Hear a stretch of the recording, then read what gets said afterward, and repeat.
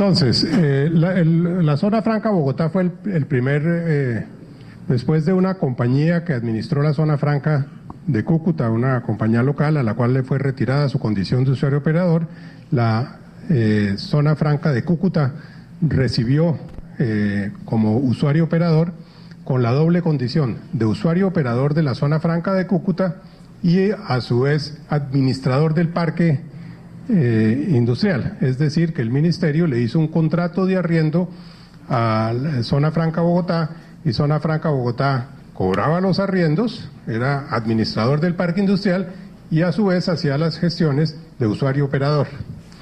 Fueron designados por periodos muy cortos. Nosotros tuvimos dentro del trabajo varias entrevistas con Zona Franca Bogotá. Un poco el argumento de ellos es que como la queja de los usuarios es que nunca invirtieron un peso y que durante el tiempo que estuvieron pues sacaron unos arrendamientos pero no invirtieron. La situación que ellos describieron es que nunca se les dio un contrato por un plazo más largo de 6 meses, sino que eran contratos de 6 meses que se les renovaban. Entonces, esa zona franca estuvo durante todo el tiempo en interinidad en materia de usuario operador y de administrador del parque. Estaba en esa época, como lo está ahora, en muy mala situación, en montado. Ellos dicen haber realizado la limpieza. Tenían el principal usuario que había era Monobloc, que hacía los motores de Mercedes, y ese ocupaba el 30% del área y se retiró. Y entonces se fijaron nuevas tarifas con base en el mercado Cúcuta y cobrando por metro cuadrado y por báscula. Digamos, esa fue la situación muy resumida. Todo esto en el estudio está en detalle con las entrevistas que se hicieron. Digamos, esta fue la situación hasta la administración de la zona franca de Cúcuta.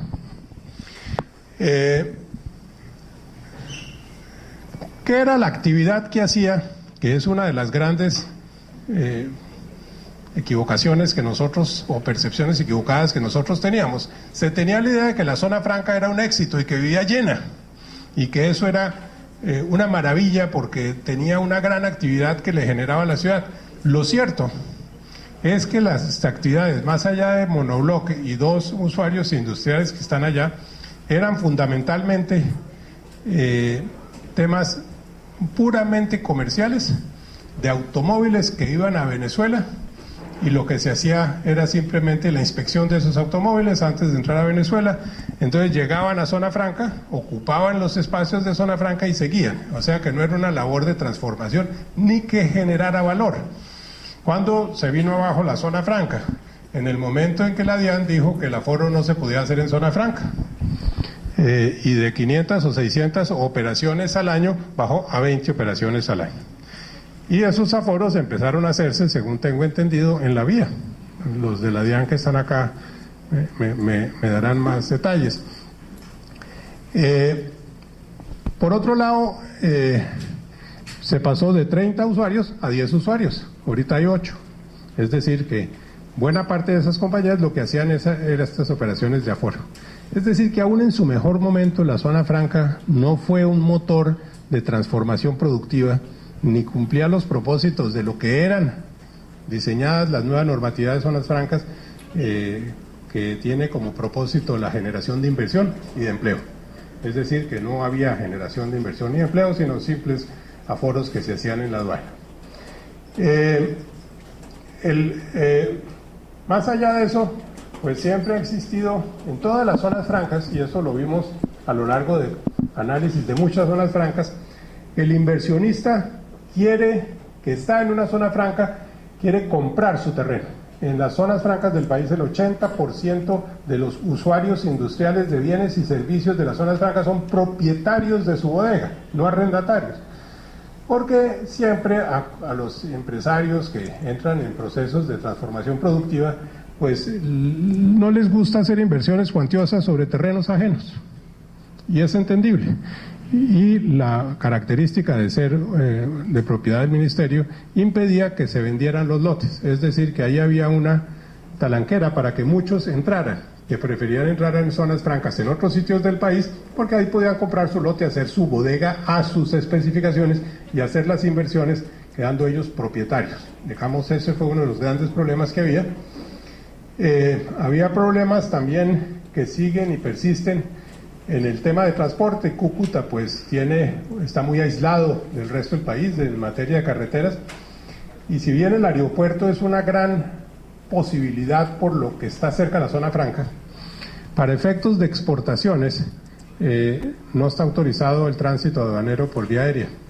Es decir, que un usuario de zona franca que exporte a Panamá, a Centroamérica, a los Estados Unidos vía aérea, o sea, productos de gran valor y poco peso, pueden ser productos farmacéuticos o cualquiera de esa naturaleza, tendría que mandar la mercancía, nacionalizarla y después exportarla, lo cual perdería la razón de ser. Es decir, no hay tránsito aduanero en el viaje aéreo de Bogotá para conexión. Entre las múltiples reuniones que hemos tenido, nos reunimos con el director de la aeronáutica a ver cómo nos pueden ayudar, y nos dijo que eso es del resorte de la DIAN, y parece que es en últimas del resorte de las aerolíneas, que tienen que pagar unas pólizas muy altas para poder hacer esa operación de tránsito aduanero. Entonces, digamos, eso fue una de las desventajas que hay. Pasamos a la siguiente. Bueno, entonces ahí están todos los cuadros. Hicimos una revisión de la historia. Se pasó de 38.000 operaciones en el 2007 a 4.800 operaciones, es decir, prácticamente nada, y de un valor de 1.300 millones a 116 millones en operaciones de la zona franca. Obviamente las que se cayeron fueron los que van al resto del mundo, que era el tránsito que había hacia Venezuela, y caída en salidas temporales, es decir, que no hubo procesamientos parciales, las operaciones de procesamiento parcial que había se acabaron, es decir, que quedó después de esta norma reducida a lo que es hoy la zona franca. En el informe técnico que hicimos encontramos pues lo que todos ustedes conocen, un deterioro total de la infraestructura, de las vías, de los servicios públicos. La zona franca no tiene servicio de acueducto, tiene un servicio de alcantarillado muy deficiente. Todos ustedes han visto que cuando llueve mucho se inunda, porque tienen un problema de escorrentías y de canalización de aguas. El agua, no hay agua, hay un pozo profundo con una bomba que a veces funciona y a veces no funciona. Las vías están totalmente deterioradas, las bodegas están totalmente deterioradas. Devolvamos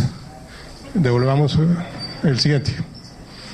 Entonces, la adecuación y recuperación, esto tiene dos etapas.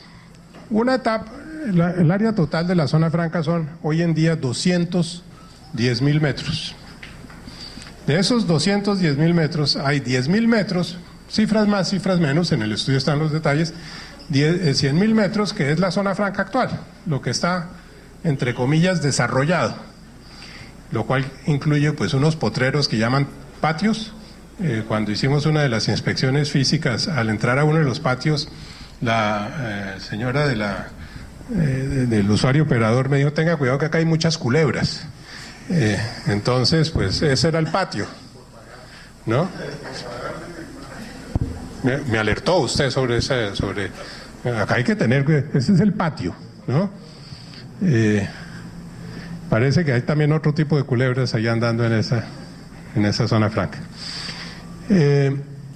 Arreglar esas 10 hectáreas en un presupuesto que hizo un ingeniero local que contrató la firma para este propósito, que es arreglar las vías, adecuarlas con un sistema de inversión para acueducto alcantarillado y arreglar las bodegas existentes, vale 14.000 millones de pesos. ¿Qué? 14.382.000 millones de pesos, ¿vale? Poner las 10 hectáreas. Las otras 11 hectáreas es un potrero. Ahí no hay nada. Eso toca urbanizarlo de cero, eso tiene unos costos de 210 1.000 pesos metro de cuadrado para urbanización, y eso requiere otros 20.000 millones, ahí los datos exactos están en el estudio, lo cual quiere decir que se requiere alrededor de 34.000 millones de pesos adecuar la zona franca, las 21 hectáreas, para que sea un parque industrial de lo que debe ser una zona franca de calidad mundial. Entonces, esto da 26.000 más 14.000, 42.000 millones se entregan. Entonces, 40.561.594.022 pesos es lo que nos dio la inversión requerida para que la zona franca de Cúcuta sea un parque industrial de clase mundial. Este es un presupuesto, pero está detallado rubro por rubro. Entregamos un informe técnico bastante detallado. ¿Pasamos? Este es el sistema de acueducto de la zona franca. Este es uno de los patios de contenedores. Ahí es donde están las culebras. Devuélvase. Este de acá, esta es la administración, que como se cayó el edificio, porque ahí hay arenas expansivas, están funcionando en un cuartico más pequeño que hay en otro lado.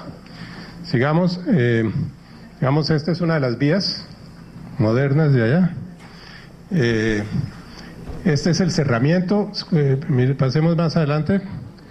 Este es el tipo de fenómenos en el cerramiento, están caídos los cerramientos, y el cerramiento no cumple con ninguna norma, porque ni siquiera el cerramiento es de las 20 hectáreas, que es lo que exige la norma de zonas francas. El cerramiento es sobre las 10 y es un cerramiento deteriorado. Este es el cerramiento sobre un patio. Entonces, digamos, eso va acompañado el estudio con todos los detalles, pero digamos, esa es la situación que encontramos. Cuando hicimos la primera reunión acá, había muchas caras largas, porque si esta es la situación y requerimos 40.000 millones, empaque y vámonos, ¿no? El ministerio ha ofrecido una inversión de 8.000 millones para solucionar el tema. Entonces, pues, obviamente con 8.000 millones no se hace mayor cosa. Hoy en día hay, en el informe, pues ustedes todos lo conocen, 8 usuarios, de los cuales hay 3 activos y unos 2 semiactivos. 2 usuarios industriales del BEN y Cabaña, los demás son usuarios comerciales, lo cual quiere decir que la zona franca de Cúcuta viola la norma de zonas francas, que establece que no puede haber más del 5% del área de la zona franca en áreas comerciales. Esa es la máxima utilización de la zona franca que se puede utilizar. Y el otro 95% tiene que ser en usuarios de bienes y o servicios. Entonces, pues aquí no se está cumpliendo con esa norma, y obviamente dentro del plan estratégico hicimos, y dentro de la encuesta y dentro de los estudios de mercado, como para movernos en la dirección de ajustarse a la normatividad vigente de zonas francas.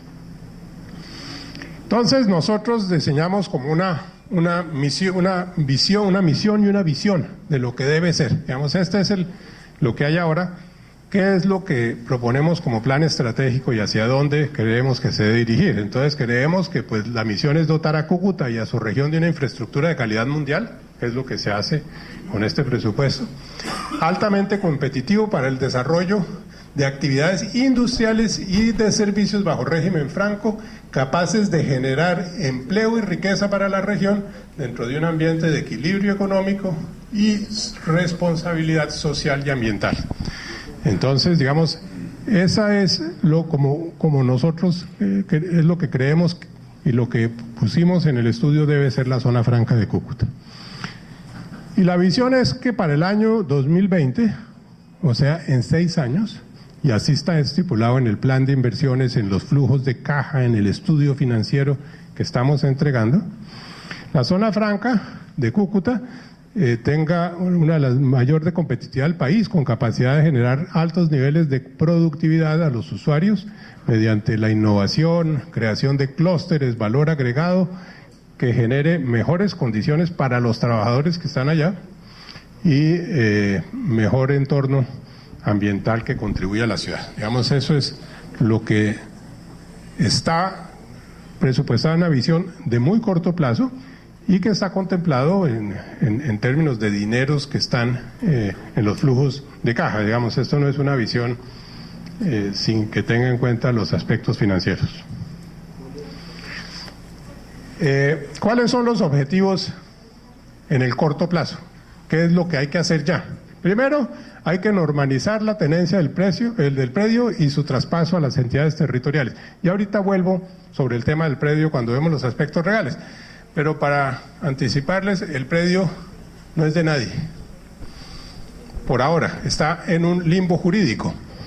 Y está en un limbo jurídico, como veremos, porque se traspasó al CISA, pero ese traspaso no está en firme. Entonces, ahí hay unos temas jurídicos en los cuales ha venido trabajando el Ministerio, la Secretaría General. Hemos tenido varias reuniones, pero ahorita les cuento un poco porque eso ya le estamos encontrando una solución en muy corto plazo. Constituir los vehículos jurídicos que permitan el desarrollo de la zona franca. Una vez logremos resolver el problema de que la tierra quede en la gobernación y en la alcaldía, y en eso hemos tenido reuniones con el señor alcalde y con el señor gobernador y con sus secretarios, cuando ya esté ahí, ¿cómo se va a desarrollar eso? Porque es que todos sabemos, con el perdón del señor secretario general de la gobernación, que a veces, no siempre, cuando esos bienes pasan a las entidades territoriales, no tienen los recursos para desarrollarlo y se quedan un poco por ahí volando, ¿no? Entonces hay que diseñar un mecanismo que permita que una vez pase pueda tener el desarrollo debido. Hay que hacer las obras de infraestructura, o sea, las inversiones que estamos hablando allá, digamos, eso hay que hacerlo. Y hay que adelantar las labores de mercadeo que haga que vengan inversionistas y se establezcan en la zona franca. Hay que estructurar una administración idónea y eficiente del parque industrial. Y nosotros proponemos que se separe la labor de usuario, operador y administrador del parque, porque una cosa es una cosa y otra cosa es otra cosa, decía don Absalón Fernández de Soto. Nadie sabe quién era, pero eso decía. Entonces, ¿por qué? Porque la prioridad del administrador del parque es que sea un parque eficiente. Y la prioridad en materia de recolección de basuras, de precios de los servicios públicos, de estado de las vías, etcétera, etcétera. La prioridad del usuario operador es eficiencia.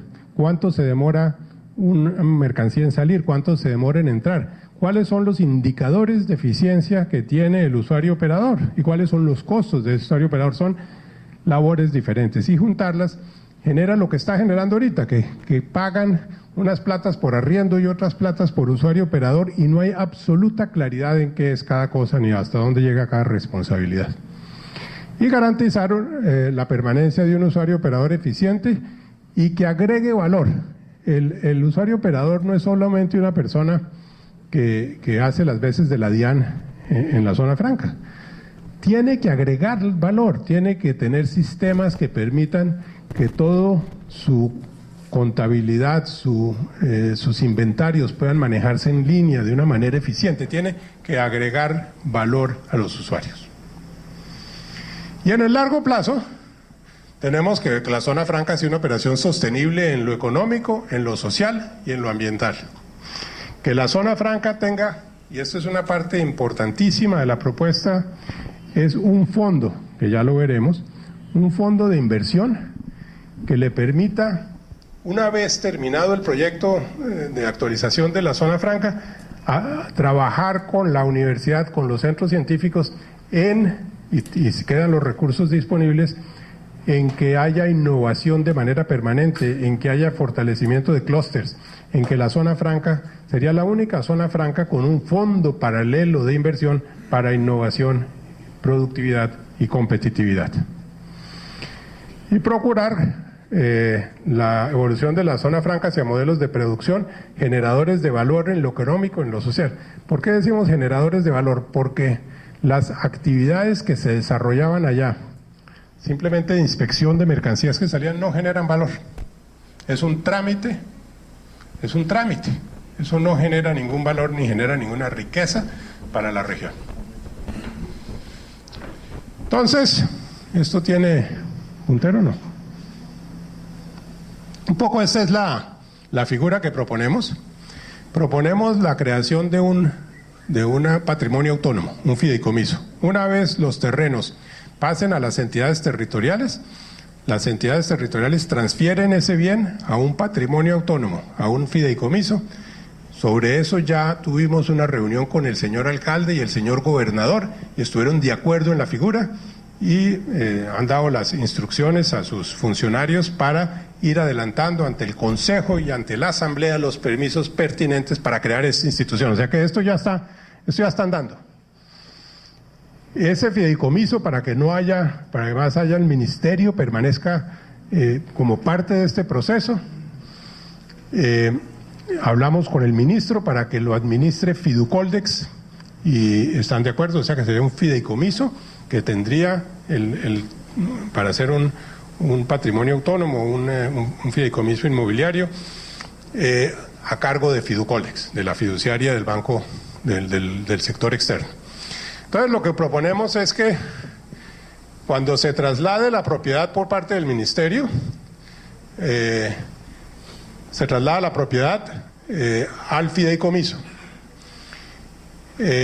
A ese mismo fideicomiso entrarían los 8.000 millones de pesos que ha propuesto el ministerio como inversión adicional. Ese fideicomiso tiene como objeto establecer un régimen de propiedad que permita la venta de los inmuebles. Es decir, si vamos a traer inversionistas, tenemos que decirle, señor, ¿usted quiere instalar su fábrica? Acá hay un lote con zona franca, con servicios de clase mundial, páguelo y quédese ahí y establezcase.